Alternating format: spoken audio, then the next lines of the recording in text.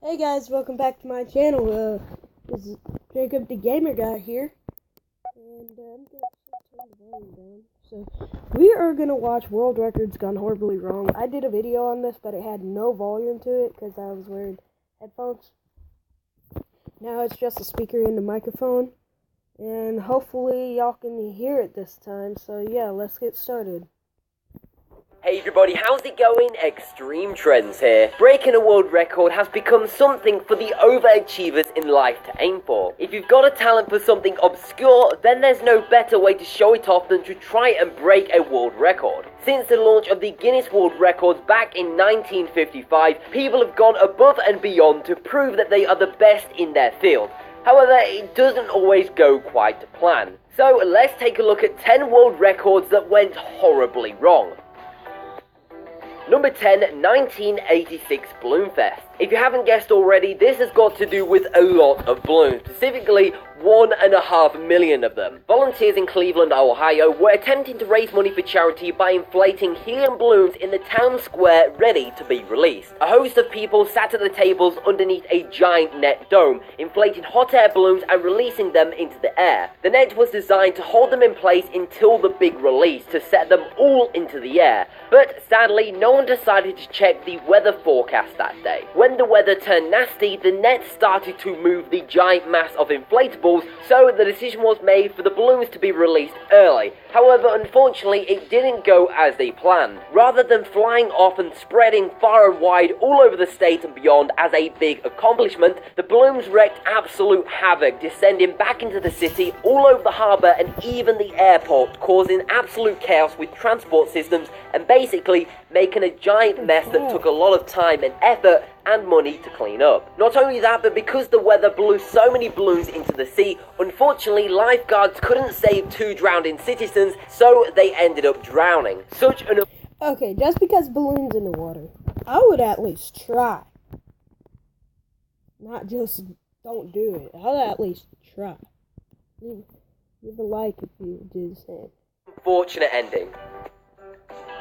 Number 9, world record car jump attempt. Back in 2014, skier and rally car driver Grulian Chicherit attempted to beat the world record for the biggest car jump. Jumping a car from any distance is absolutely terrifying. We all know that cars crashing at high speeds is dangerous enough, but if you factor in a giant leap, then the force of impact is significantly heightened. Months of planning and years of experience doesn't guarantee a smooth run, no matter how many times you practice. On the day, Chicherit reached speeds of 130 miles per hour down a snow-covered hill, up a ramp and planned to reach the other side some distance away. Unfortunately, he fell just short of it and the nose of the car crashed straight down in a horrific crash after just reaching the other side. The car rolled several times and was completely destroyed. You can hear Chicherit's wife crying in the background, but amazingly he escaped with only minor cuts and bruises thanks to the support bar and rigorous safety training. The huge crash didn't deter the sportsman though, because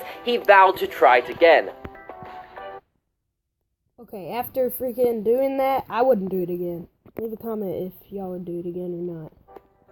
Number 8, death-defying downhill cycle. Cycling downhill can be pretty scary at the best of times, but factor in trying to break a world record and you've got something most of us would run away from. French sportsman Eric Barone currently holds the world speed title for the bicycle, but it wasn't quite the clean victory he had hoped for. This was an event that the cyclist had planned for miraculously over the course of months, even designing a bike built to stand such high speeds. In theory, everything was right, but as we all know, what starts out right can often end wrong. During his test run, Eric reached speeds of 83 miles per hour, so when he broke 107 miles per hour during his attempt, his team were ecstatic. Everything seemed to have gone well up until the end of the run, when Eric's specifically built bike breaks shockingly and snaps in 2, sending the unknowing record holder catapulting into the air. Thankfully he survived, but he walked away with 5 broken ribs and a dislocated shoulder. While technically this was a successful attempt, it came as a very big prize.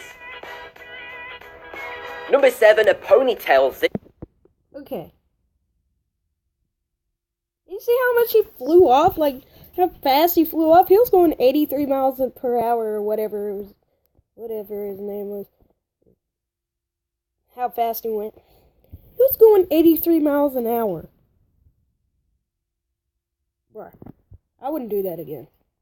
As we've seen, not all daredevils come out unscathed from their attempts. Unfortunately for Sailendra Nath Roy, his try cost him his life. Roy was no amateur either, having pulled a train and 4 cars with his ponytail alone a couple years previously. It seemed like his try at breaking the world record for crossing a zip line by his hair would be a walk in the park. After all, he was the previous title holder for having crossed the Nimrata Fort in India 2 years before. A large crowd turned out to watch the local celebrity smash his latest foray in the world record books. Adults and children gathered to wonder, cheering him on. It seemed like it was going to be another swooping victory. However, no one could be prepared for the horror they were about to witness. About halfway across the zip line, Roy began to struggle, but spectators couldn't understand what he was saying as he shouted out. With no safety officials on site or any official staff at all, the stuntman was pretty much helpless. His ponytail had become caught in the wheel of the rope, and despite trying to free himself, the stuntman suffered a massive cardiac arrest and unfortunately passed away. They managed to reel him in and take him to the hospital, but he was hanging there for more than an hour and a half, which caused him massive distress.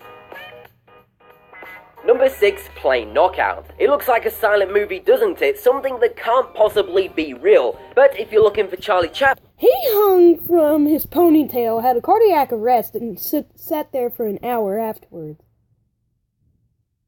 And my cat Bobo's coming. Okay.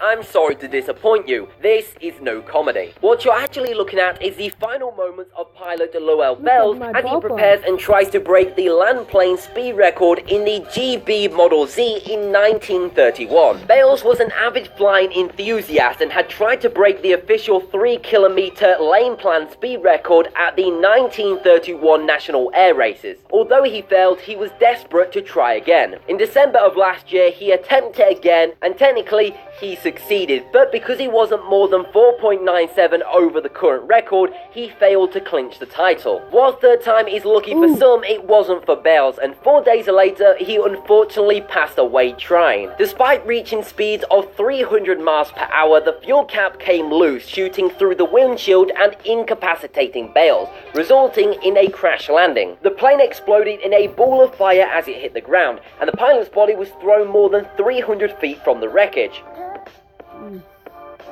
Number 5, Space Freefall. Let's face it, you have to be pretty nuts to put your life on the line just to break a world record. You don't have to be a professional either, just like truck driver Nick from New Jersey in 1966. In a bizarre series of events, the Union City native managed to get together some equipment and enough sponsorship money to try and break the world freefall record with a jump of 123,800 feet. Nick managed to get up to 56,000 feet before something went wrong, and ground control were forced to open his parachute early, sending him back down to earth. He survived, but then passed away from his injuries 4 months later, leaving behind a young family. It's good to dream big, but if you're wanting to be an astronaut, it's probably best to get the proper training. Number 4, Group Skydiving. That's it, guys. Please like, comment, and subscribe. My cat Bobo said so. If you don't do it, he'll attack you. I'm just kidding, no. He's too sweet of a kitty. I love the Bobo. Alright. Like, comment, and subscribe, and I will see y'all in the next one. Thanks for watching.